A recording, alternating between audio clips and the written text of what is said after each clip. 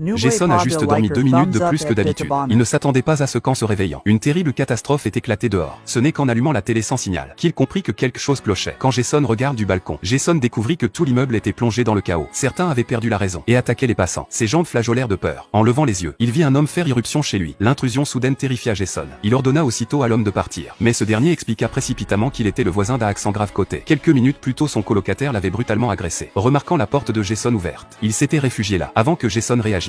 L'homme est entré dans la salle de bain pour traiter les blessures. Méfiant, Jason saisit un couteau au cas où. Soudain, la télé se ralluma, diffusant un bulletin sur un virus mortel frappant la ville. Les infectés perdaient leur humanité et développaient un comportement cannibale. Une simple morsure ou égratignure suffisait à transmettre l'infection et transformer en monstre. Se rappelant les dires du voisin, Jason redoubla de vigilance. Alors que ce dernier tentait de s'expliquer, ses yeux commencèrent à rougir et se injecter de sang. Signe indubitable de mutation. Par chance, avant que l'homme ne sombre complètement, Jason le chassa à coups de couteau. Par le Judas, il le vit se faire déchiqueter. Terrifié, il s'effondra au sol. S'il avait une minute de retard, et c'est lui qui aurait été mordu. Peu après l'épidémie, la famille de Jason lui envoya un message, disant être en sécurité et lui ordonnant de rester cloîtré, rallumant ainsi l'espoir de Jason. Il écrivit survie sur une photo de famille, pour se rappeler de continuer à se battre. 6 jours plus tard, le téléphone reste inaccessible à l'extérieur. Durant cette période, Jason barricada sa porte, avec des meubles lourds contre les infectés, et masqua ses fenêtres de papier pour ne pas être repéré. Le 19e jour, un silence de mort régnait dehors. Jason ignorait combien de temps il tiendrait encore, ou si sa famille était saine et sauve. Le 20e jour, un bruit étrange venant de la salle de bain fit sursauter Jason qui s'en approcha arme à la main.